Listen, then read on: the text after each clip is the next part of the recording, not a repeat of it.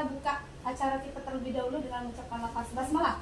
Bismillahirrahmanirrahim. Teman-teman, untuk seminar hari ini kita mengundang pemateri hebat kita dari CGP, guru penggerak angkatan 11, yaitu Ustazah Eti Asmara. Kepada Ustazah Eti Asmara, kami silakan untuk memperkenalkan diri terlebih dahulu. Selamat pagi. Pagi. Paginya sudah pagi, tetapi semangatnya masih sore. Allahu Akbar. Selamat pagi. Allahu Akbar. Alhamdulillahirabbil alamin. Ustazah semua puji syukur kehadirat Allah Subhanahu wa taala yang telah memberikan nikmat yang luar biasa kepada kita sehingga kita bisa kumpul bersama di sini dalam acara seminar budaya positif yang ada di lingkungan sekolah TK dan SD Ummu Fatimah. Insyaallah kita akan bahas hari ini di seminar ini yang positif. Siapa yang tahu budaya positif? Semuanya harus aktif. Yang tidak bersuara, yang tidak berbicara nanti akan saya tunjuk. Oke. Siapa yang tahu apa itu budaya positif? Ya, silakan Ustazah Naria. Budaya positif di dalam sekolah itu adalah budaya yang mendukung untuk kemajuan sekolah, misalnya kedisiplinan, terus saling menghargai, saling memaafkan, toleran antar gotong royong. Oke. Nah, itu bisa diterapkan untuk positif. Oke. Husnuzon dan Iya, uzon. iya betul lah. Alhamdulillah. Berarti budaya yang baik untuk sekolah. Seperti itu, budaya yang baik, budaya positif, budaya disiplin dan lain-lain. Seperti itu kata Ustazah Anaria. Terima kasih. Tepuk tangan untuk Ustazah Anaria. Ayo lanjut. Siapa lagi yang mau yang sudah pernah dengar atau sudah pernah tahu apa itu budaya positif?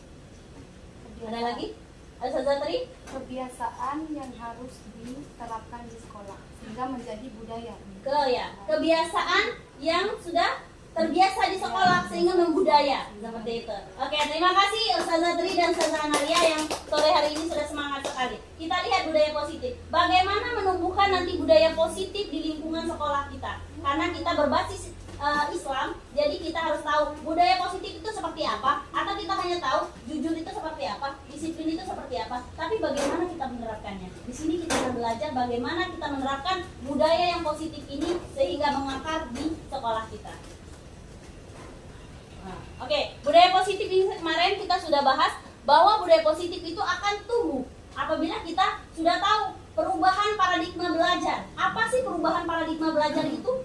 Apa paradigma? Pendapat pemikiran ya, pemikiran baru. Oh, ternyata di pendidikan ini ada pemikiran baru. Apa sih pemikirannya? Nanti akan kita bahas.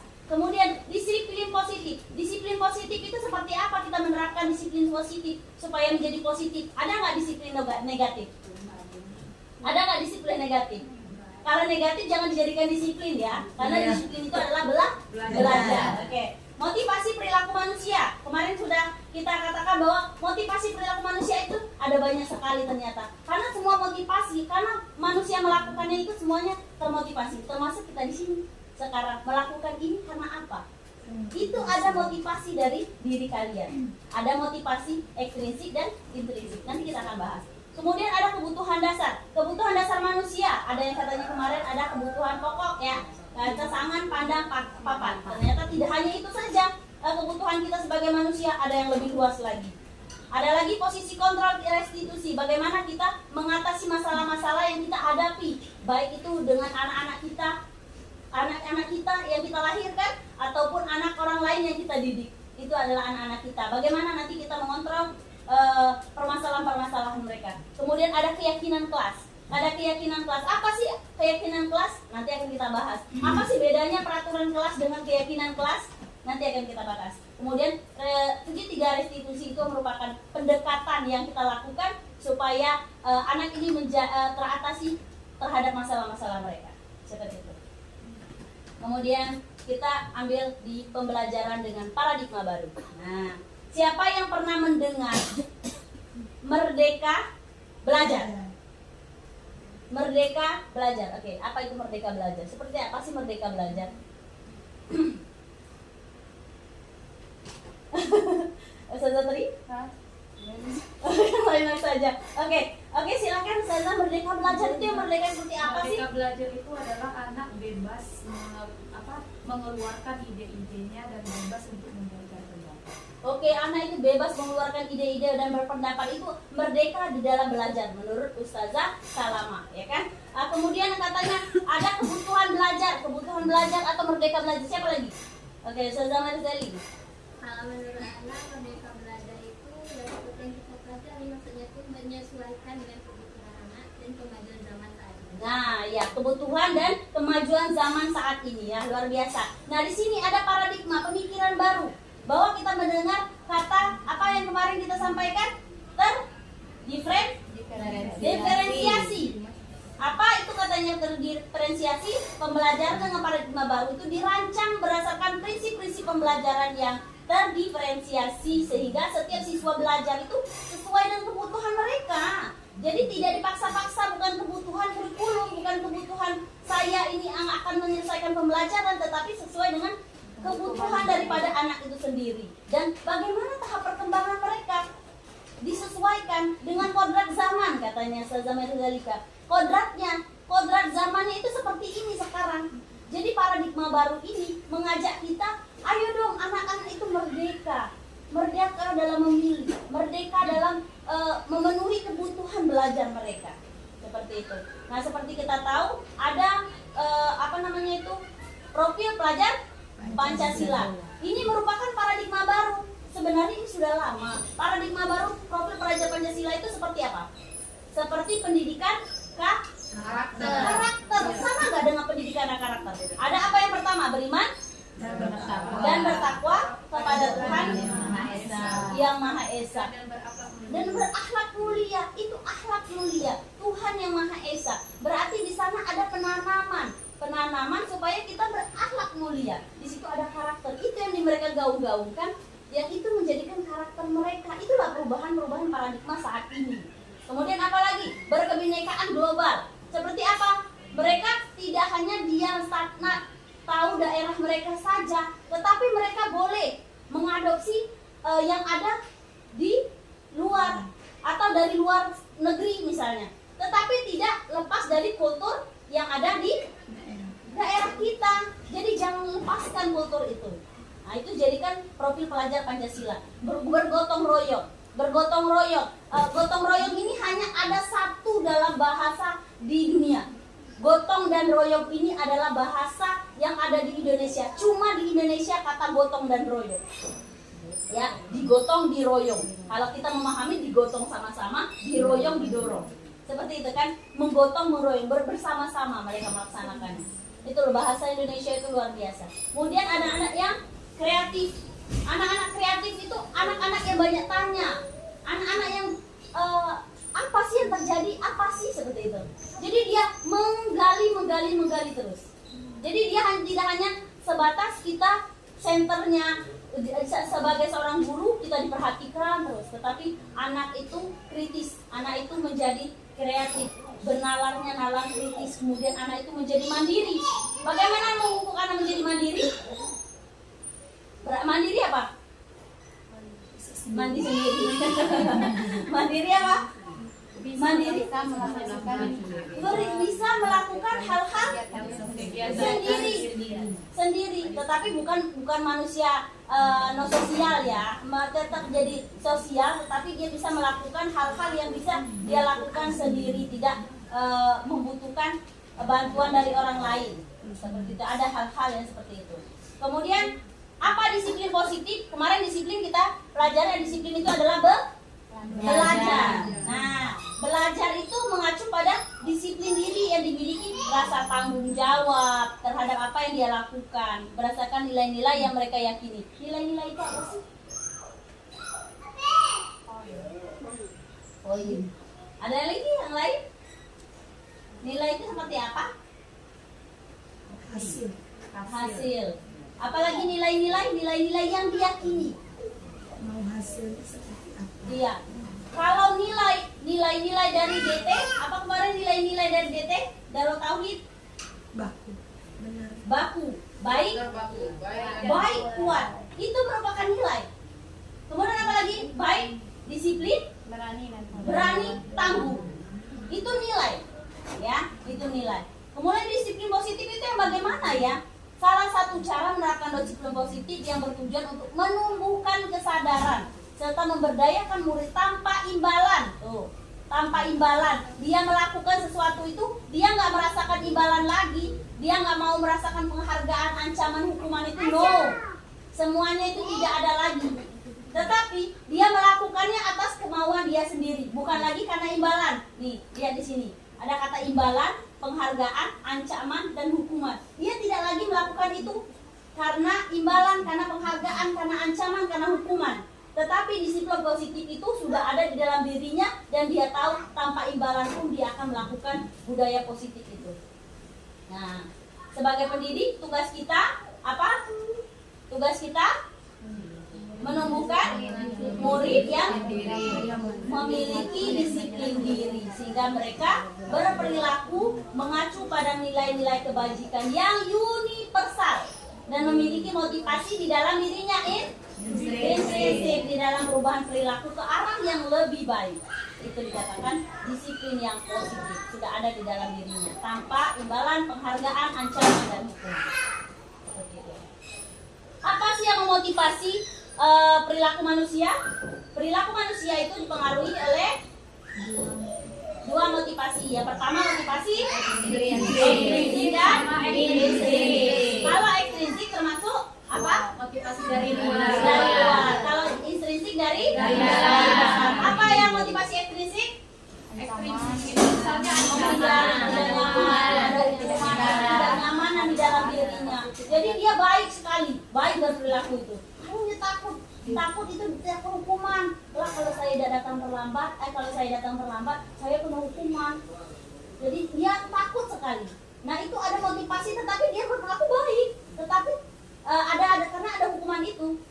Kemudian ada lagi yang kedua apa? Mendapatkan imbalan atau penghargaan dari orang lain. Dia mengharapkan imbalan. Orang-orang yang berlomba-lomba keluar mengharapkan imbalan, mengharapkan piala.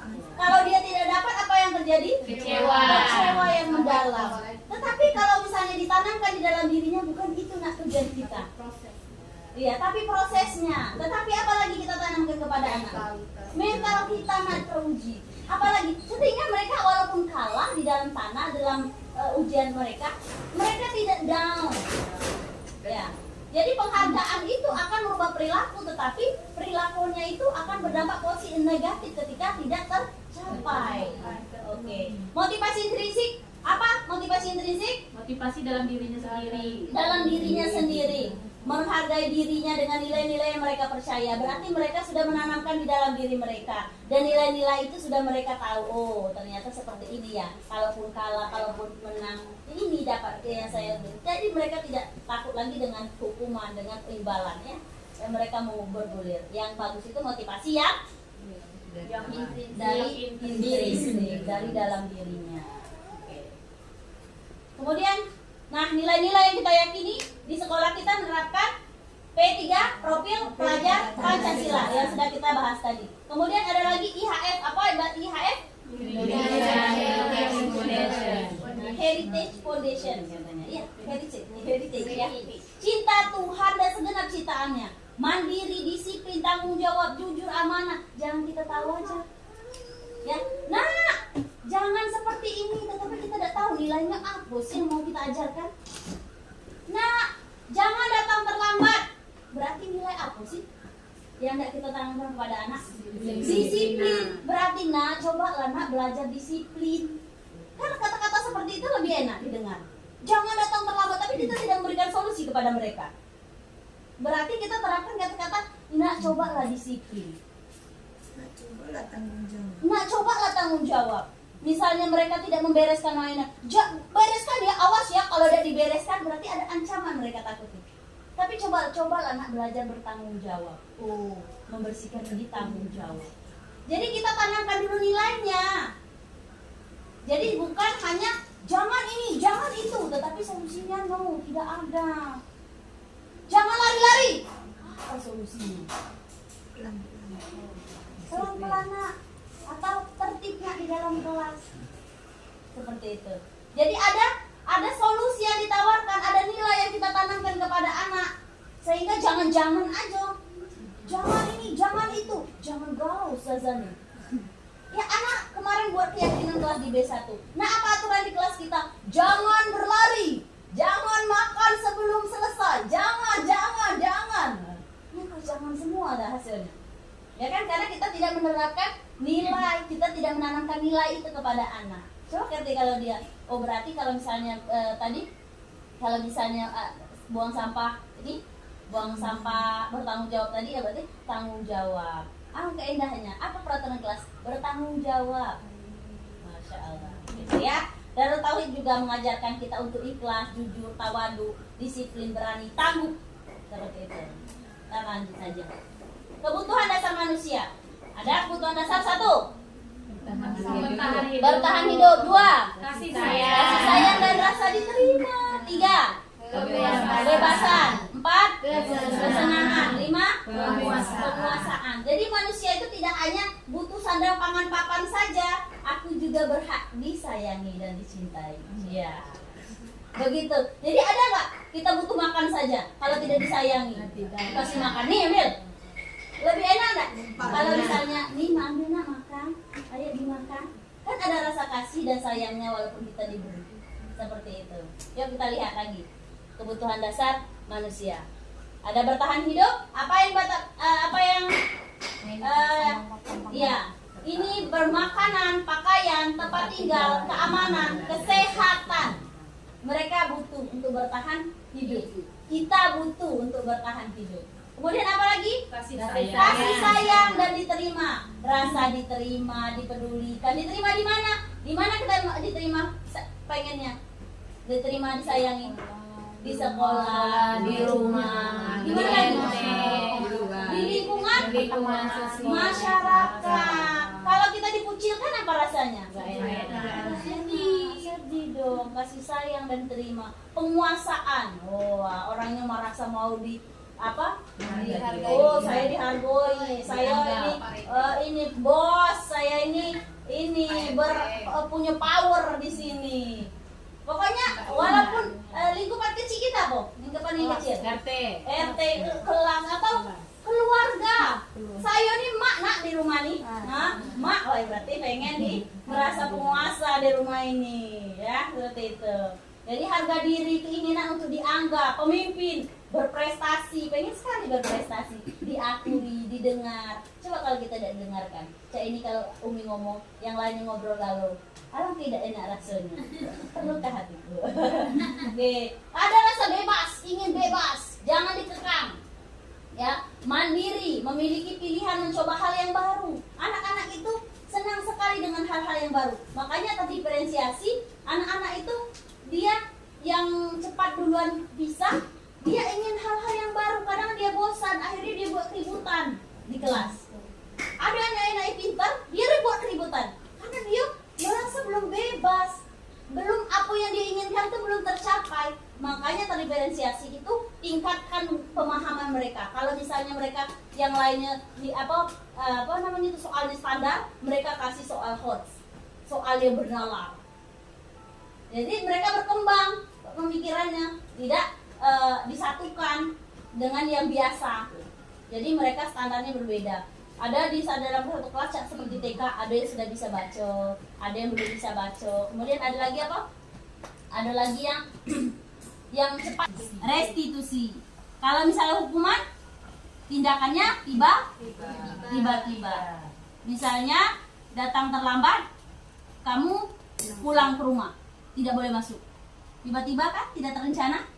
Kadang konsekuensi, dia sudah tahu. Nah, kalau kamu datang terlambat lagi besok, berarti kamu boleh pulang. Hari ini kamu boleh masuk. Kalau kamu ulangi lagi, berarti kamu silakan pulang. Itu konsekuensi, sudah ada terencana, sudah ada kesepakatan antara kita berdua, baik Bu Guru. Itu ada terencana. Kalau restitusi, dia menciptakan restitusi bagi murid untuk perbaiki kesalahannya. Nah, nanti kita akan lihat proses restitusi bagaimana kita mengatasi anak ini supaya kesalahannya tidak terulang lagi. Seperti itu. Kemudian apa lagi? Nah, kita sebutkan lagi apa kebutuhan yang Ustazah Aska ini butuhkan? Coba baca. Oke.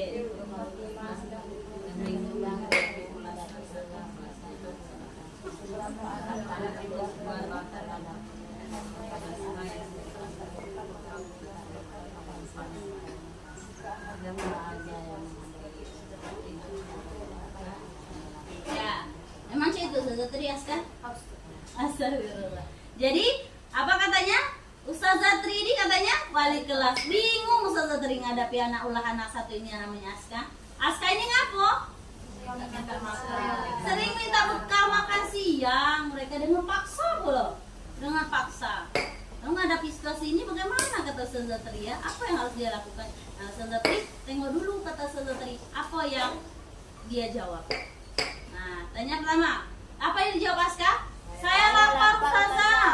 Orang tua saya tidak membawakan bekal makan siang. Berarti dia ini kebutuhannya apa? Pangan. No, Kasih sayang. no. Perhatian. Kasih sayang. Makan. Ayo. Kasih sayang. Tahan hidup. Iya, bertahan hidup. Kan nggak ada yang kasih sayang apa tadi? Kasih sayang enggak lah. Karena di sana kan ada katanya apa? Lapar katanya. Karena ada kata lapar di sana kan. Berarti anak ini Membutuhkan bertahan hidup. untuk bertahan hidup, kebutuhannya itu untuk bertahan hidup. Kalau dia udah makan mati katanya rasanya kan, karena dia lapar sekali. Nah, kemudian apa dia kedua? Kita tahu dulu kebutuhan anak ini apa. Saya merasa senang nanti temannya melaporkan tindakan saya kepada ustazah dan ustazah beritahu kepada orang tuaku sehingga orang tuaku jadi memperhatikanku katanya. Apa kebutuhannya? Kasih sayang. Butuh kasih sayang anak ini.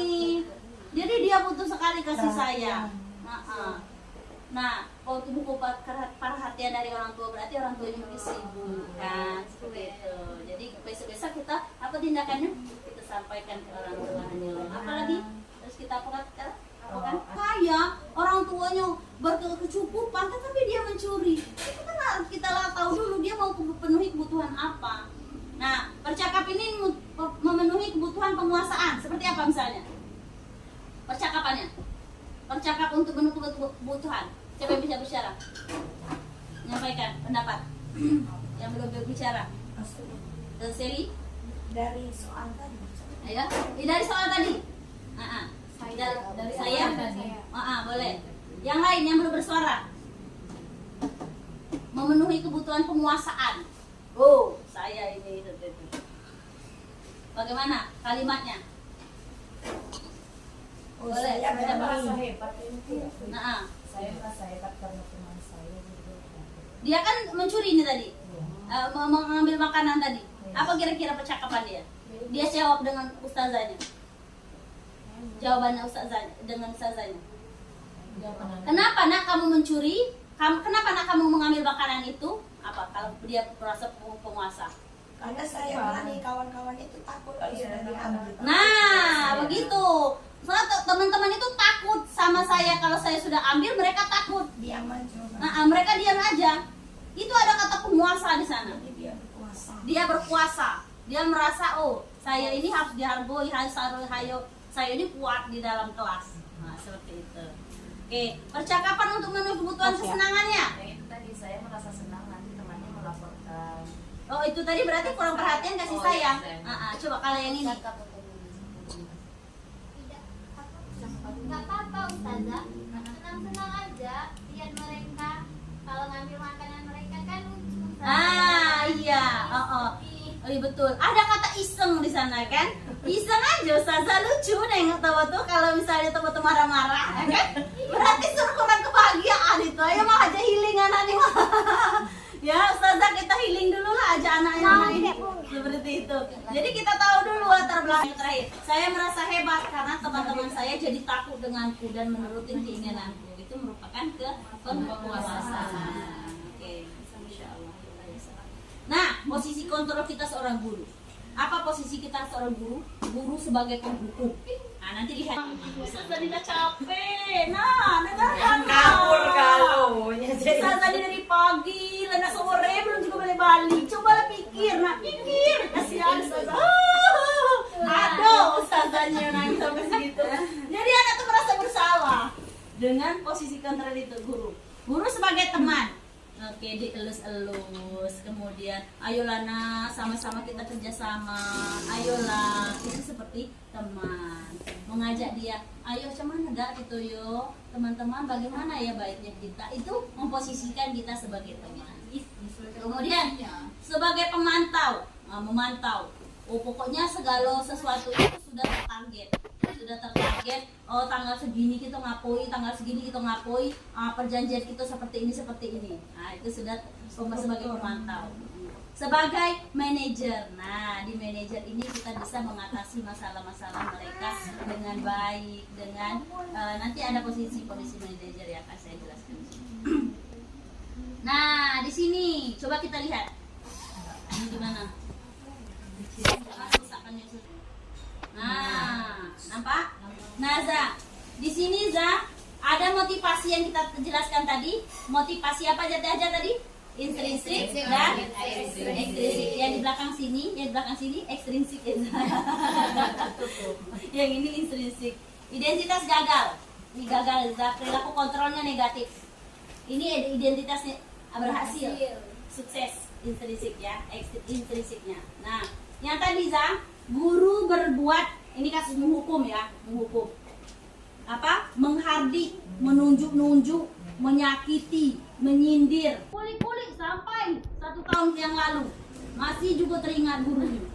Ya, itu menyindir-nyindir. Kemarin tuh tahun lalu tuh juga itulah kelakuannya nih. Nah, itu tuh menghukum dengan verbalnya. Kemudian nunjuk-nunjuk kamu ya Allah luar biasanya. Lah situ lah, berdirilah di situ. Itu berarti menghukum. Kita lihat, guru berkata, kemudian guru kata, kalau kamu tidak melakukannya, saya akan hukum kamu, misalnya berdiri di atas itu, atau kamu kaki kamu naik sebelah, tangan kamu pegang di kuping. Itu gaya lama, itu kayak kolonial dulu. Kalau menghukum kolonial seperti itu. Kalau kita salah, angkat kaki, angkat kepala ke atas, sendal di atas. Itu gaya lama, itu menghukum. Nah dampak dari hukum itu apa? Hasilnya anaknya jadi pemberontak, pendendam, menyalahkan orang lain. Karena dia sering seperti itu dihukum. Anaknya jadi pemberontak. Nanti ustazah yang sudah punya anak kalau kita hukum, nanti besar dia akan jadi pemberontak. Ya karena kita biasakan dengan berontakan, karena kita biasakan dengan hukuman, dia akan memberontak. Dendam, pendendam dia. Dengan siapapun dia akan mendendam. Menyalahkan orang lain, dia nggak mau disalahkan. Itu hasil anak-anak yang sering dihukum. Nah, apa kata muridnya? Saya tidak peduli katanya. Dampak pada muridnya apa? Mengulangi kesalahan berulang kali, berperilaku menjadi agresif. Tidak berubah, tetapi dia mengulangi kesalahannya berulang-ulang kali. Nah, tindakannya agresif. Kaitannya dengan dunia berkualitas, murid meletakkan guru di luar dunia berkualitas. Dia tidak menganggap guru itu ada. Gitu. Membuat orang merasa bersalah. Nah, yang katanya tadi, ay capek Ustazah Nina. Nah, itu. Nah, guru berbuat apa? Berceramah, menunjukkan kekecewaan yang mendalam. Weh nak tolonglah weh, janganlah ini nih yang Ustazah Nina capek bereskan ini. Nah, itu. Ada kata-kata guru berbuat Guru berkata kamu sudah mengecewakan ibu bapak, ibu kalau kayak gini. Ustazah. Hasilnya apa? Anaknya menyembunyikan, tidak jujur anaknya, menyembunyikan, menyangkal, berbohong. Anaknya tidak jujur karena dia merasa disalahkan. Jadi dia supaya dia disalahkan, dia udah bohong aja lah gitu.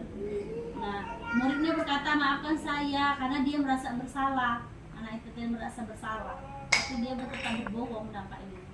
Nah, jadi maafkan saya ya seperti itu. Tapi tetap motivasinya ekstrinsik dari luar, karena dia ya rendah diri anaknya, rendah diri, merasa gagal, tidak dihargai, itu hasilnya nanti dampaknya. Ya. Oke, lanjut ke apa lagi nih? Teman. Nah, yang jadikan teman, anak-anak kalian jadikan teman, itu membuat alasan-alasan untuk murid-muridnya. Apa guru berkata? Lakukan untuk bapak ibu. Ya, saya sudah nanti Bapak Ibu bantu bereskan katanya. Nah, kegiatan-kegiatan nanti saya bantu bereskan nak.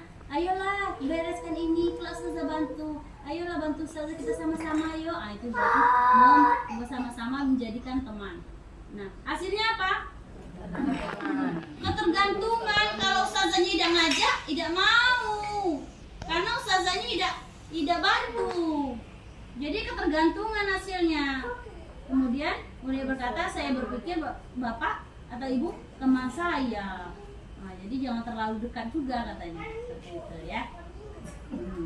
Terus pemantau, menghitung dan mengukur. Wah, orang ini sering hitung-hitung dan mengukur. Tanggal waktunya 1, 2, 3-nya lah tuh. Guru kata, apa peraturannya? Tadi tahu enggak peraturannya? Nah, apa konsekuensinya? Konsekuensinya udah dibahas. Udah sama-sama tahu apa konsekuensinya. Sanksinya apa? Kalau melakukan ini apa sanksinya? Kan kita udah janjian tuh. Kita udah janjian. Kemudian dalam dirinya. Nah, yang paling baik itu adalah motivasi sebagai manajer. Nah, guru berbuat mengajukan pertanyaan-pertanyaan terlebih dahulu. Nah, kemudian apa kata guru berkata? Apa yang kita yakini nak? Kata-kata kalian tadi bertanggung jawab. Apakah tertibnya atau ke apa? Itu nanti yang mereka jawab. Apa yang kita yakini? Ya Ustazah, maaf Ustazah, kita harus baik kepada teman kita. Misalnya seperti itu. Kemudian, apa kamu meyakini hal tersebut? Berbuat baik, apakah kamu meyakini perbuatan baik? Yakin Ustazah. Kalau kamu meyakininya, kamukah? Maukah kamu memperbaikinya? Kalau kamu meyakininya, maukah kamu memperbaikinya? Siap, Ustazah, saya perbaiki. Kamu belum tahu kan? Oke. Kalau kamu memperbaikinya, jadi kira-kira hal tersebut akan menggambarkan apa tentang dirimu? Menjadi anak yang soleh, menjadi anak yang hebat. Seperti itu. Jadi dia menjawab sendiri. Kita hanya menyampaikan keyakinan-keyakinan yang sudah kita, nilai-nilai yang sudah kita tanamkan. Seperti itu. Hasilnya adalah menguatkan karakter, menguatkan watak mereka. Itu hasilnya.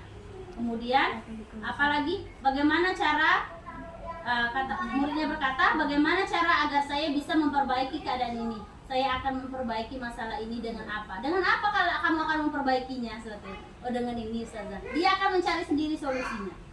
Seperti itu. Dampak dari murid itu adalah mengevaluasi dirinya, bagaimana menjadikan dirinya yang lebih baik. Oke. Jadi mengatasi masalah sama-sama, jangan sendirian katanya. Diajak komunikasi dengan anak. Posisi kontrol manajer sebagai manajer, guru dapat berbuat sesuatu bersama murid, mempersilahkan murid bertanggung jawab. Ini tujuannya dari disiplin positif itu mengajarkan anak untuk bertanggung jawab, mendukung murid agar dapat menemukan solusi terhadap masalah mereka. Mereka menemukan solusinya sendiri, solusi dari mereka sendiri. Selain menjadikan murid sebagai manajer bagi dirinya sendiri, sehingga dapat tercipta identitas positif pada diri murid. Nah, keyakinan kelas. Apa beda keyakinan kelas dengan peraturan kelas? Keyakinan. Kalau peraturan itu dibuat oleh Kesepakatan nih kalau peraturan sama Memiliki nilai-nilai. Kalau peraturan apa? Hasil dari aturan kesepakatan bersama itulah. Terus apa lagi kalau peraturan? Tidak boleh dilanggar. Tidak boleh dilanggar. Berarti ada konsekuensinya. Terus apa lagi? Ya, ada hukuman tadi, ada konsekuensinya. Apa sih yang membedakan dengan keyakinan? Nah, keyakinan ini tadi akan kita buat masukkan nilainya. Sudah kita lihat di sini. Oke, sifatnya abstrak. Pernyataannya universal. Menyeluruh, dikit aja ikonnya. Apa kata-katanya itu dikit aja, tetapi di dalam itu banyak. Tapi jangan banyak itu, misalnya jangan berlari-lari ketika di dalam kelas. Jangan membuang sampah sembarangan. Jangan ribut. Jangan ribut. kita masukkan di mana bagiannya? Ya, kalau apa? Jangan bermain di dalam kelas. Tertib. Berarti tertib di dalam kelas. Berarti bisa nggak tertibnya kalau misalnya sampahnya harus dibereskan? Bisa. Tanggung jawab juga bisa. Kalau misalnya tertib juga bisa. Oh, kalau tertib kita masukkan apa lagi nilai-nilai? Berarti anak-anak akan menyebutkan nanti, jangan ini. Ayo nak, kita akan membuat kesepakatan bersama kalian hari ini. Yang pertama, kita apa nak? Keperaturan kita. Jangan ini, jangan ini, jangan ini. Berarti masuk mana ya? Tertib misalnya. Nah, misalnya kalau keyakinan kelas, apa ya? Keselamatan, melindungi kepala atau keselamatan. Jangan karena hukuman, takutnya Pak Polisi tilang. Nah, berarti belum tertanam.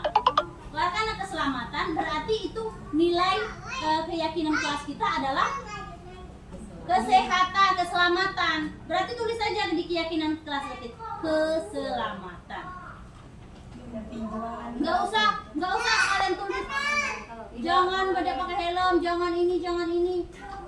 Kalau misalnya menjaga kebersihan kelas, berarti tentang kesehatan misalnya. Kalau kebersihan menutup masker misalnya, apa aturan itu? Kemudian include-kan ke dalam nilai yang sudah kita yakini tadi. Jujur berarti jangan berkata bohong, apalagi jujur misalnya. Tidak boleh jujur. Apalagi selain berbohong. Nah, include-kan nilainya menjadi jujur. Ya. Kemudian dibuat dalam bentuk kalimat positif. Jadi jangan lagi menggunakan kata-kata negatif. Jangan, tidak boleh, sama aja. Tapi rubah kalimatnya menjadi positif. Ya. Sedikit saja agar mudah diingat. Kan kalau tertib, harus tertib. Oh, jangan cek itu, jangan. Coba cukup mereka menyatakan tertib seperti itu. Sesuai dengan kondisi kelas atau sekolah kita, bagaimana maunya. Semua warga kelas hendaknya ikut berkontribusi dalam pembuatan keyakinan kelas lewat kegiatan curah pendapat. Jadi semuanya itu berbicara. Jangan ke peraturan kelas atau keyakinan kelas sudah kita buat duluan tanpa kita sepakati bersama anak. Jadi keyakinan itu kita buat bersama-sama, bersedia meninjau kembali keyakinan kelas dari waktu ke waktu. Diingatkan terus bagaimana keyakinan kita hari ini. Kita harus tertib ya. Terus apa lagi? Mandiri. Oke, apa lagi? Seperti itu. Jadi kita sebutkan dulu bersama anak. Kemudian lanjut. Keyakinan di sekolah atau kelas. Guru berperan dalam mewujudkan terbentuknya keyakinan sekolah atau kelas dengan adanya kesepakatan antara guru dan murid. Ini ada kata guru dan murid, itu ada sama-sama tuh menyepakati membuat keyakinan kelas. Keyakinan sekolah atau kelas berupa pernyataan-pernyataan yang universal, yang mudah diingat, dipahami, harus diterapkan di lingkungan sekolah. Nah, coba kita sekarang buat keyakinan kelas dulu.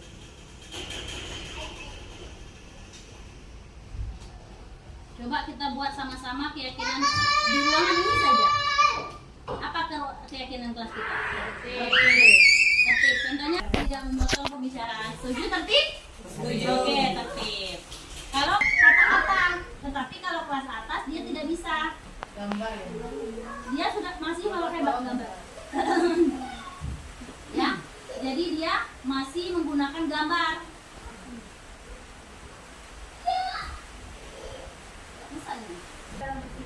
Sopan santun, iya, menghargai pendapat teman kita. Kemudian apa lagi? Menghargai temannya. Iya, berbicara yang baik, berbicara yang sopan, santun dalam menyampaikan pendapat, seperti itu. Nah, jadi kita sepakati bersama sopan dan santun di dalam kelas ini. Sepakati. Kemudian apa lagi? Minta izin kita keluar. Minta izin, raise your hand sebelum kita keluar kelas. Apa lagi? Misalnya disiplin.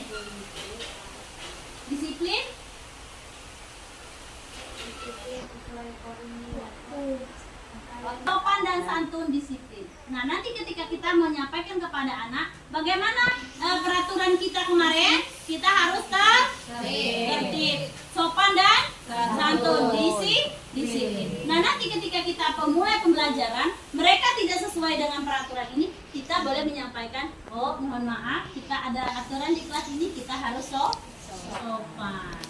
Kalau misalnya dia ustazahnya sedang berbicara, dia sibuk bertanya, dia sibuk. Ada kan yang menyela pembicaraan ustazah? Memotong pembicaraan? Halo, perhatikan ya. Kita keyakinan kelas kita adalah sopan dan santun. Kita harus menyampaikan pendapat kita, angkat tangan dulu. Jadi kita harus sopan. Nah, jadi menyampaikannya seperti itu saja. Ya Pak, dulu janganlah baca itu. Jangan dulu berbicara ya sebelum ustazahnya selesai. Nah, kan? Tapi kan kita peraturan kita, makanya kita tulis dulu apa isi dalam tertib ini, apa isi dalam sopan dan santun ini, apa isi dari disiplin ini. Nah, jadi semua itu keyakinan kelas. Seperti itu ya Zah, bisa dipahami? Lanjut Zah, tahap dalam segitiga restitusi. Apa sih restitusi itu? Proses dialog untuk menjadikan murid bertanggung jawab dan mandiri. Dia menjadi anak yang bertanggung jawab, kemudian anaknya mandiri. Apa itu? Kita menstabilkan identitas kita dulu. Nih, baca yang ini ya. Menstabilkan identitas dulu. Apa ininya, penjelasannya? Berbuat salah itu adalah bagian dari proses pembelajaran yang nantinya akan menggeser identitas gagal ke arah identitas sukses. Nah, jadi dia kesalahan itu ustazah, anak yang salah jangan langsung disalahkan. Anak yang berantem jangan langsung disalahkan. Apa tadi? Kita tanya dulu, apa kebutuhan yang mau dia penuhi. Kemudian kita sampaikan. Ini proses belajar mereka loh. Kita sampaikan. Saya berantem katanya kemarin kan. Saya berantem dengan teman saya. Saya balas, telepon, berdarah, pala mukul temannya. Lanjut kita salahkan siapa? Yang kita salahkan siapa? Belum tahu siapa yang salah, jadi kita panggil dulu anaknya. Kita konfirmasi dulu. Kamu kenapa? Kenapa? Biasanya kan kita cenderung menyalahkan anak yang berbuat, yang menyalahkan anak yang tidak luka kan? Yang menyakiti. Kenapa? Anak ini jadi bocorin ini. Ada apa? Kita kan cenderung ke sini. Padahal dia membela diri atau dia mengelak, anak itu terjatuh. Dia kan melindungi dirinya. Nah, saya tadi ini mau ninju saya, terus saya mengelak, dia jatuh, mukanya jadi berdarah. Wajar kamu mengelak. Kita ini redamkan dulu, kita angkat dulu perbuatannya ini. Jangan langsung kita down-kan. Ya jangan cek itu, seharusnya kamu nada. Jadi ketika ditinju, kamu rasakan. Jadi jangan seperti itu. Jadi dia mengangkat dulu identitasnya yang gagal tadi. Kita angkat dulu. Wajar kamu bertindak seperti itu, nak. Karena kamu mengelak melindungi dirimu.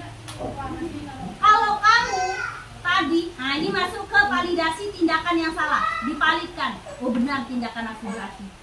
Kan senang nggak kalau kita diangkat cek itu? Ketika kita tidak salah, itu diangkat dulu orang lain tuh. Senang rasanya ustazah. Itu tidak salah, ustazahnya mengatakan, oh kau benar nak. Alangkah senangnya. Senang nggak? Ketika kita salah pun, kita tetap dibela dan benar. Senang nggak? Pernah nggak merasakan kalian sebagai anak, ibu kalian membenarkan tindakan kalian? Pernah nggak? Ada ibu kalian melakukan tindakan salah, terus ibu kalian mengatakan itu tuh benar, nggak apa-apa, nak. Senang nggak kalian? Senang. Pernah nggak di posisi itu? Belum ya? Kalau saya pernah di posisi itu, jadi saya tuh merasa, ada pelindung saya, ada enaknya. Tapi kan kurangnya orang tua seperti itu kadang tidak menanamkan kembali apa yang harus dia lakukan selanjutnya. Jadi ya kita jangan sampai di situ aja. Anak tuh kita angkat-angkat, kita benarkan tindakannya. Tetapi jangan lupa masukkan di sini, menanyakan keyakinan, masukkan nilainya. Masukkan nilainya. Kalau batas kita angkat-angkat aja, besoknya akan ulang lagi, bertinju-tinjuan lagi, belago-lago lagi. Tapi kita masukkan ke menanyakan keyakinan, Misalnya keyakinan kelas apa yang kita sepakati, nak? Oh, kita tuh harus sayang sama teman kita harus berlaku baik. Jadi dia sudah tahu, oh seperti itu. Kamu ingin menjadi orang seperti apa? Terus kamu nyuruhnya jadi orang cak mana, nak? Oh, saya ingin jadi orang baik, Ustazah. Saya ini. Jadi dia di restitusi itu menanyakan keyakinan, dia sudah tahu, oh tindakan aku ini tadi sebenarnya salah. Tapi di awal-awal dia sudah diangkat, benar loh tindakan kamu, nak. Kamu tuh bagus, nggak apa-apa. Ustazah dulu cek itu juga, nak. Meninju orang, anak orang berdarah. Senangnya dia ada kawan. Tapi cobalah tengok, nak. Benar tak tindakan itu? Sesuai tak dengan keyakinan sesuai keyakinan kita? Kalau kita tuh harus berbuat baik kepada orang, tidak sesuai. Jadi bagusnya kita cak mau, ya kita minta maaf. Berarti kita minta maaf. Iya, orang kamu maafkan itu, minta maaf itu lebih utama. Itu kan ada rasa ketika dia diangkat, dibenarkan kesalahannya, kemudian dikasih solusi. Solusinya dia sendiri yang menentukan solusi itu. Bisa dipahami tak tahap restitusi ini? Bisa dipahami tak? Ini kan ada 3 nih, menstabilkan. Ini solusi loh, Ustazah. Kalau misalnya Ustazah menabung anak di dalam kelas, ini solusi yang salah satu cara untuk mengatasi masalah anak di kelas.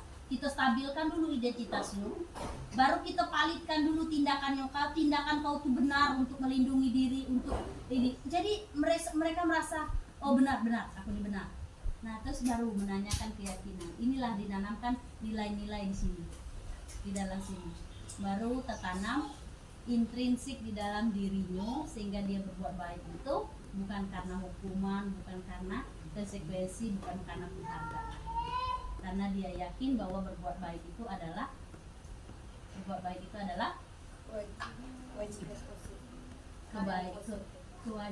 atau budaya yang positif yang baik. Inilah yang akan diterima di masyarakat. Inilah yang menjadikan diriku menjadi orang yang lebih baik. Nah, tuh ya, Zah. Oke, lanjut. Menstabilkan identitas. Nah, berdasarkan prinsip kesalahan adalah bagian dari proses pembelajaran. Nah, ini yang menstabilkan identitasnya tadi ya. Ketika anak itu berbuat salah, jangan langsung disalahkan. Apa pertanyaan kita? Berbuat salah itu wajar. Ustazah dulu juga salah. Berbuat salah itu wajar karena kebutuhan manusia itu ada. Kau melakukan tindakan ini kan karena ada kebutuhannya. Kan kita tahu kebutuhan anak tadi. Jadi ada kemungkinan anak itu ustazahnya salah kan? Apalagi anak-anak yang baru belajar. Jadi wajar berbuat salah itu. Orang kesenangan anak-anak. Tidak ada manusia itu yang sempurna, anak tidak ada. Jadi wajar kita berbuat salah. Nah, dibarengi dikit, senyum dikit ya. Jadi, wajar nak, wajar. Tidak ada manusia yang sempurna, tidak ada. Wajar. Ya, budaya positifnya timbulkan, budaya positifnya. Bapak ibu dulu juga pernah melakukan itu katanya. Dulu tuh iya Ustazah, anak orang tuh bocor palanya.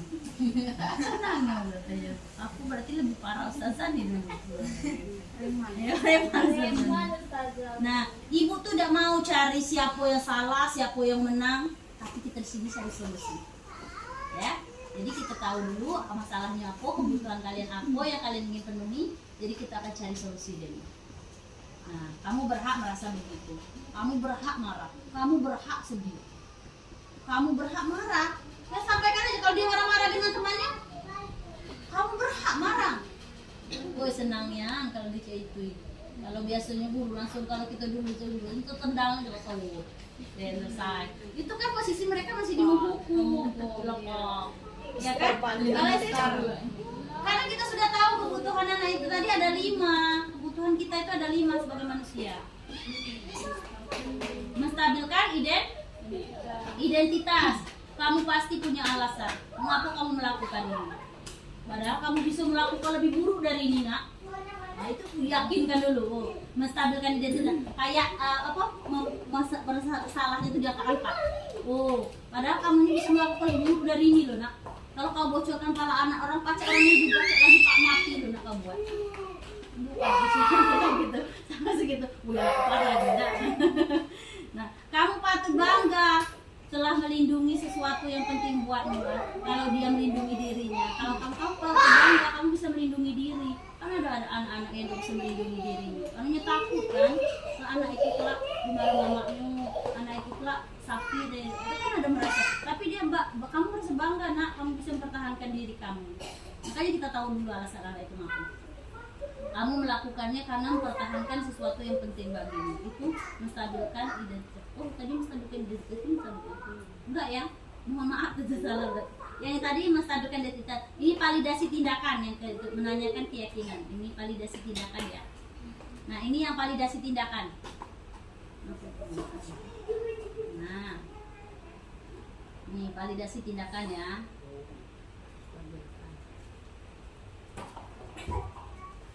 Validasi tindakan. Kemudian apa lagi tadi? Menanyakan keyakinan. Nah, keyakinan. Ternyata tanpa bisa seperti ini juga ya. Menanyakan keyakinan. Apa keyakinan itu? Berdasarkan teori kontrol bahwa pada dasarnya kita termotivasi secara intrinsik. Nih, intrinsik kan? Apa keyakinan kelas kita? Nilai apa yang telah disepakati bersama? Seperti apa gambaran sebuah kelas yang ideal menurut kamu? Kamu ingin jadi orang seperti apa, nak? Gitu. Ya, itu 3 keyakinan. Contoh kasus. Coba kasih sama-sama. Anto dan Dino Selama di lapangan kaget, tadi masih terlibat dalam sebuah pertengkaran arus laut. Dino menjadi emosi dan mengalahkan kakak fisik, menarik pinggang dengan kasar sampai pegang kancing itu pada ekor. Pada saat itu, dia langsung marahi mereka dan membawa mereka ke ruang sekolah. Yesus sebagai kepala sekolah membayar dengan kalian semua ini kan masalah kan? Masalah enggak? Masalah. Kancingnya copot loh. Tigo. Ya? Ya. Ya kan? Jadi kita jangan sampai kita. Nah, coba lagi. Selesaikan apa kau? Kan makanya kita harus bijak menanggapi permasalahan itu pasti ada di dalam kelas. Nggak mungkin nggak punya masalah. Setiap tahun itu pasti ada masalah. Ya? Analisis kasus. Nah, Dino, sepertinya kamu saat ini sedang marah sekali. Dia bu gurunya. Dia udah tingkat manajer ibu gurunya. Mendengar itu, Dino pun mengalih bercerita tentang kesalahan hatinya.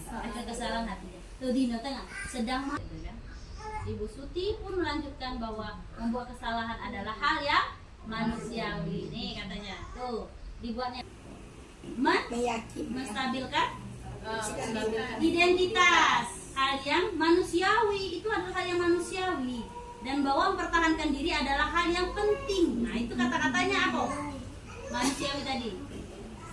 Ya, menstabilkan identitas. Namun meminta Dino memikirkan cara lain yang mungkin lebih efektif. Karena saat ini Dino berada di ruang kepala sekolah. Ibu Suti melanjutkan bertanya tentang keyakinan sekolah yang disepakati, serta apakah Dino bersedia memperbaiki kesalahan yang telah dilakukan terhadap Anto. Tuh, ditanyanya dengan Dino yang tadi. Dino tadi ngapa Dino tadi? Nari kancing tadi. Nah, terus disampaikan kepada ibu tadi, Ibu Suti. Dino bersedia memperbaiki kesalahan yang telah dilakukan terhadap Anto. Sampai segitu loh ditanyakannya. Bersedia tidak memperbaikinya katanya. Dino pun akhirnya perlahan mengangguk. Kemudian Ibu Suti balik bertanya kepada Anto, hal apa yang bisa dilakukan Dino untuk memperbaiki masalah? Anto menjawab, saya perlu kancing saya untuk diperbaiki. Setelah ibu saya akan sangat marah, kalau melihat kancing baju saya sampai copot 3 buah nih katanya. Ibu Suti pun kembali bertanya kepada Dino, apakah yang akan dilakukan untuk menggantikan 3 kancing anto yang terlepas? Apa yang diajarkannya? Tanggung jawab. Nah, tanggung jawab Dino. Nah, itu katanya siapa? Dino ya. Nah, Dino berpikir sejenak, namun menjawab, wah, tidak tahu Bu, saya lem ke Bali mungkin ya Bu katanya, kami tidak tahu macam mana ngaikannya, mana ininya kan, menempelkannya. Ibu Suti berpikir sebentar dan menanggapi, kalau dilem, nah dia nggak mencarikan ngasih tahu solusinya langsung, jangan dikasihkan tahu solusinya langsung. Nah, copot ini berarti harus kamu jahit, tidak kan? Tetapi dia tawarkan dulu kan, mau tidak kamu perbaikinya? Mau. Caranya macam mana? Caranya saya lem katanya. Padahal kan kita udah tahu sebagai guru, bukan dilem nak, dijahit. Tapi dia tidak seperti itu, ya kan? Kalau dilem dikasih tahu, dia kasih tahu kalau dilem akan mudah terlepas kembali Dino katanya.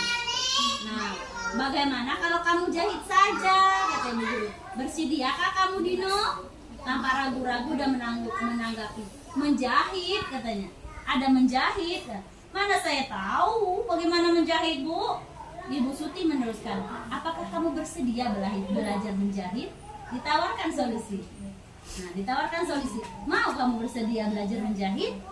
Dina berpikir sejenak, memandang ke meja anto dan menanggapi yang mengajari saya siapa Bu? Dengan cepat Ibu Suti menjawab, Pak Irfan, guru tata busana. Dino kembali diam sejenak memandang ke meja anto yang tanpa kancing. Akhirnya Dino mengangguk tanpa menyetujui, dan sepanjang siang itu Dino belajar mengangguk tanda menyetujui, dan sepanjang siang itu Dino belajar. Nah, ada kata belajar di sini. Berarti dia bertanggung jawab dan mau mandiri belajar. Menjahit dan memperbaiki meja anto. Terakhir kali terlihat 2 anak laki-laki tersebut, Dina dan Anto, pada jam pulang sekolah mereka sudah bercengkerama dan bersedang gurau kembali. Ya, jadi dia tidak langsung mengatakan bahwa kancing ini harus dijahit, kemudian dia mau bertanggung jawab.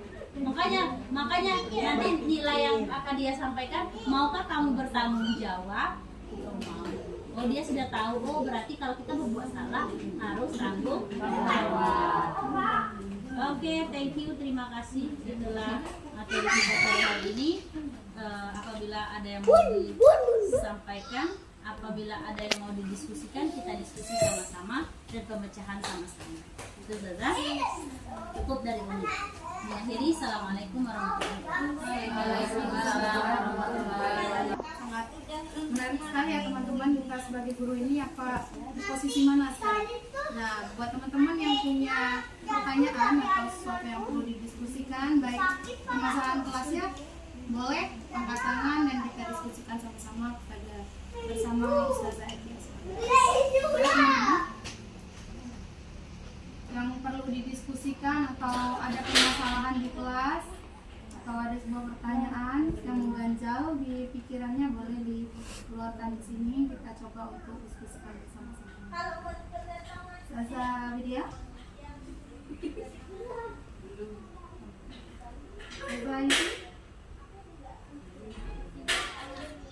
boleh? Iya, boleh. Assalamualaikum warahmatullahi wabarakatuh. Waalaikumsalam warahmatullahi wabarakatuh. Kalau tidak bisa jawab, Abi yang jawab ya. Baik, kami di sini kan kita membahas tentang budaya positif. Tadi kan ada tentang hukuman, ada tentang apa dan lain sebagainya. Nah, nih mengatakan kenapa anak-anak itu dengan guru yang, karena di kami di SD itu tidak ada cowok cuma Abi gitu. Nah, kenapa untuk menanamkan karakter ke anak-anak, kalau gurunya cewek itu mereka lebih nggak terlalu menghiraukan gitu Nami, terlalu menghiraukan. Tetapi kalau misalnya kayak Abi, kayak misalnya Pak Ci yang Sat Pramuka, mereka menanamkan karakter positifnya itu atau budaya positifnya itu lebih cepat. Apakah itu ada Kaitan antara ada kaitannya ya, ada kaitannya antara guru yang perempuan dengan guru yang laki-laki gitu nih. Oh nih, kayak faktor kejahatan ya. laki-laki dan perempuan itu sama atau berbeda derajatnya? Kodrat laki-laki dan perempuan berbeda. Tetapi kalau posisi kontrolnya sama ada laki-laki dan perempuan. Kalau yang posisi kontrolnya tadi kan ada berbeda, membuat orang bersalah, ada teman, ada pemantau, ada manajer, sama ada? Sama harusnya, karena dia pengontrol juga kan, pengontrol juga sama, ya kan? Tergantung lagi kembali ke sini, kita itu apa posisinya seperti apa? Sebagai penghukumkah, atau pembuat merasa bersalahkah, atau teman, atau pemantau, atau manajer di mata anak? Mungkin tingkatan Abi sudah di tingkat manajer, kita masih mungkin di tingkat teman, ya kan? Masih di tingkat teman. Jadi mereka merasa oh biasa aja teman kita ya, kayak teman lah, kayak kan? Kalau kita ke BSD kita macam mana? Karena mereka merasa akrab tadi, ya. Karena kita masih memposisikan, makanya ada pelajari di sini. Kalau posisi teman itu tadi, nanti hasilnya bagaimana? Ya mereka banyak kan ketergantungan. Kalau seandainya ustazahnya nggak ada, kayak misalnya kebersihan ya Mi.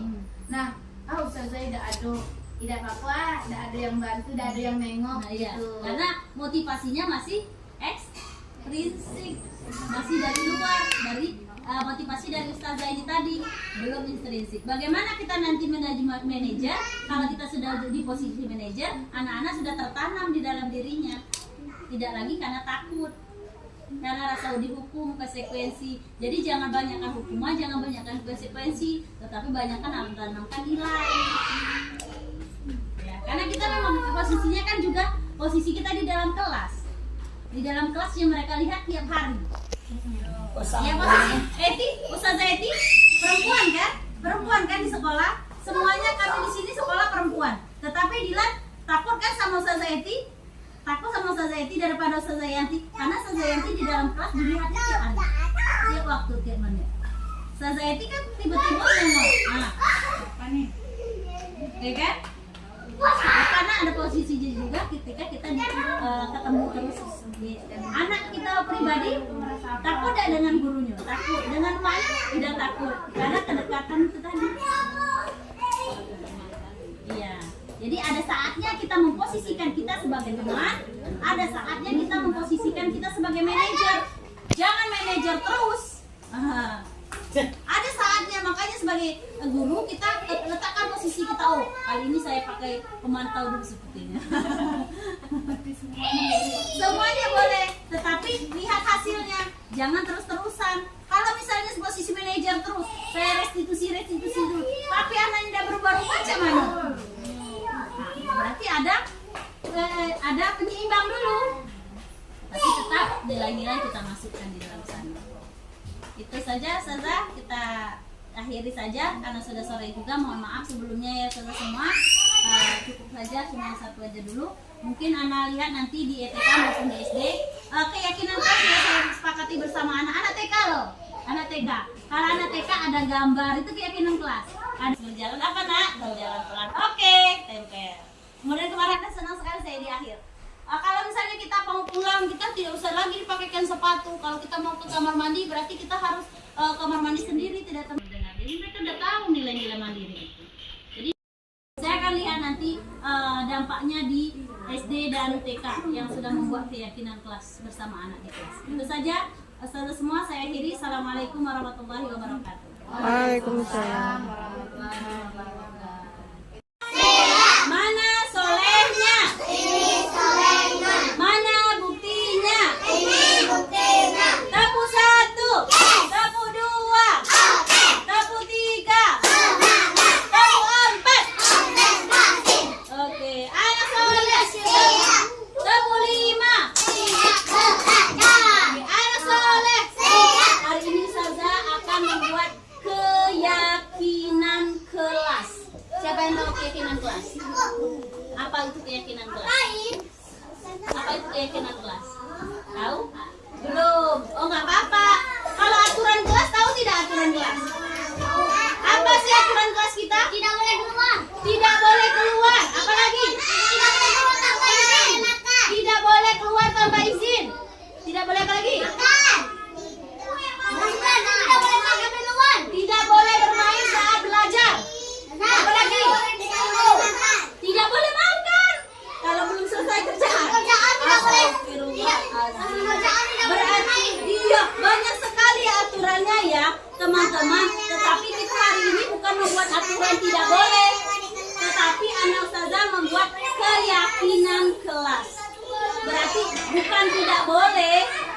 tidak boleh, tetapi nilai apa yang akan anak ustazah yakini.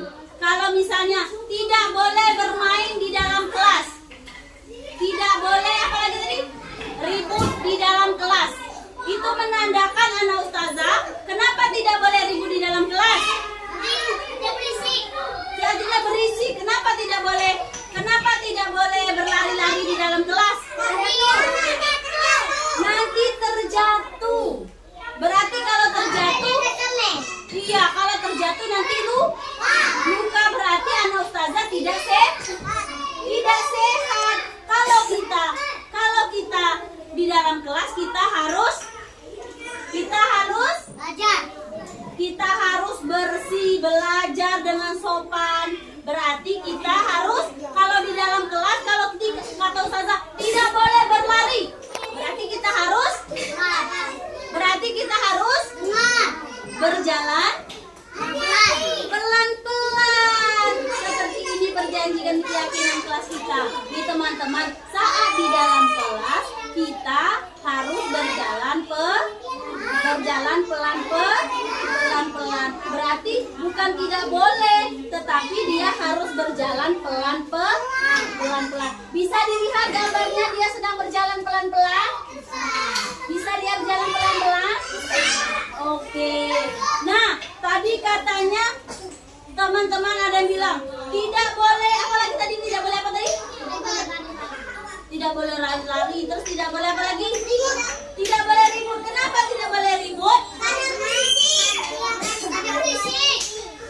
Karena berisik. Kalau berisik. Terus kalau ustazah sedang menjelaskan, ini lihat, perhatikan anak ustazah ngobrol sendiri. Boleh tidak? Berarti kita harus apa teman-teman? Harus perhatikan, menjadi anak yang soleh, menjadi anak yang sopan. Berarti dia jadi anak yang sopan. Kalau dia memperhatikan, berbicara dengan lembut dengan teman-temannya, tidak marah-marah, berarti dia anak yang soleh. Boleh tidak aturannya menjadi anak yang sopan? Boleh tidak kita sopan santun biar menjadi anak yang soleh? Boleh. Berarti aturan kelas kita hari ini adalah menjadi anak yang sopan dan santun. Bagaimana anak yang sopan dan santun? Bagaimana anak yang sopan dan santun? Anaknya soleh. Ketika ustazah menjelaskan dia memperhatikan. Terus apa lagi? Dengan teman boleh tidak? Apa itu? Marah-marah boleh tidak? Tidak boleh. Berarti kita harus sopan dan santun. Boleh seperti ini anak yang sopan, salam dengan ustazah di dalam kelas? Boleh membantu temannya? Boleh. Berarti yang jadi anak yang sopan. Berarti kita harus menjadi anak yang sopan ya teman-teman. Bisa dipahami? Bisa. Nah, tadi ada teman-teman nyebutkan aturan di kelas sama teman harus apa? Tidak boleh apa? Tidak boleh menyakiti. Tidak boleh? Tidak boleh apa? Tidak boleh nakal. Berarti bila yang harus kita ini kan berarti kita harus baik, atau kita harus apa sayang? Kita harus sayang kepada teman, kita harus sayang. Ini contohnya nih, ada temannya sedang menangis, tetapi temannya sayang sama temannya. Teman, aku sayang sama kamu, jadi kamu jadi anak yang baik, jangan nggak usah nangis ketika ditinggal mama mama pulang ke rumah, kamu jangan menangis ya. Dia sayang sama temannya. Ketika temannya tidak membawa bekal makan, dia akan memberikan bekal makannya. Ayo kita makan sama-sama. Itulah menjadi anak yang sayang teman. Boleh aturan kelasnya kita buat sayang sama teman? Boleh. Kita tempel di sini boleh? Oke, berarti kita harus sayang teman. Apa lagi? Aturan kita tidak boleh melawan guru, berarti termasuk ke dalam anak yang sopan dan santun. Tidak boleh apa lagi?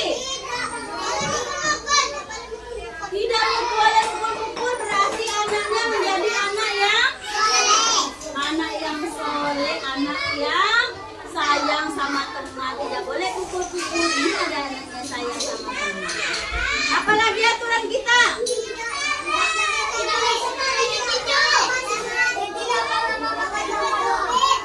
Tidak makan, boleh makan tanpa doa. Tadi sudah jadi sopan dan santun, anaknya makan dulu sebelum berdoa. Tidak boleh apa sayang?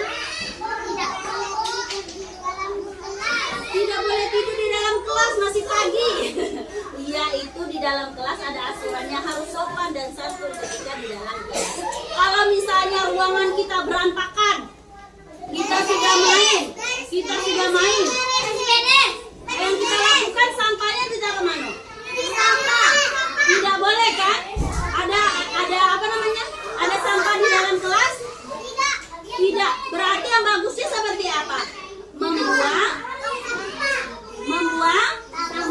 Membuang sampah kemana sayang? Ke tong sampah. Itu perjanjian kelas kita ya. Membuang sampah harus di tong sampah. Jadi menjaga kebersihan kelas ya. Kalau membuang sampah itu harus di mana teman-teman? Di tong sampah. Membuang sampah di keranjang sampah atau di tong sampah. Itu saja. Ustazah, ada lagi aturannya? Kalau kita membuang sampah kita di tong sampah, kelas kita menjadi apa? Menjadi bersih, menjadi rapi. Seperti itulah kalau kita membuang sampah. Kemudian Ustazah, masih ada tidak teman kita yang ditemani ketika ke WC? Kalau pakai sepatu dari rumah dipakaikan oleh ibu dan ayah, masih ada? Aku pakai sendiri. Aku pakai sendiri. Berarti kalau kita sudah mengerjakan tugas sendiri, pakai sepatu sendiri, pakai ke WC sekolah sendiri, berarti kita sudah menjadi anak yang apa nak? Mandiri. Boleh kesepakatan kita harus mandiri mengerjakan segala sesuatu. Baik itu pekerjaan di kelas maupun di luar kelas, seperti memakai sepatu, memasuki toilet, kita harus mandiri. Terima kasih teman-teman. Inilah kesepakatan kelas kita. Kita harus apa ini tadi?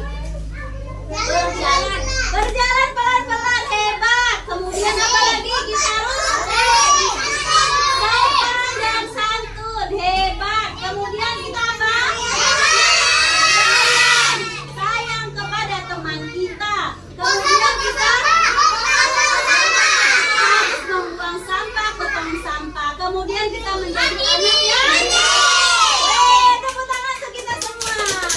Mudah-mudahan aturan keyakinan kelas ini menjadi tertanam di dalam diri anak ustazah, dan anak ustazah menjadi anak yang soleh dan soleh. Amin. Itu saja dari ustazah. Ustazah Hiri. Assalamualaikum warahmatullahi wabarakatuh. Waalaikumsalam warahmatullahi wabarakatuh.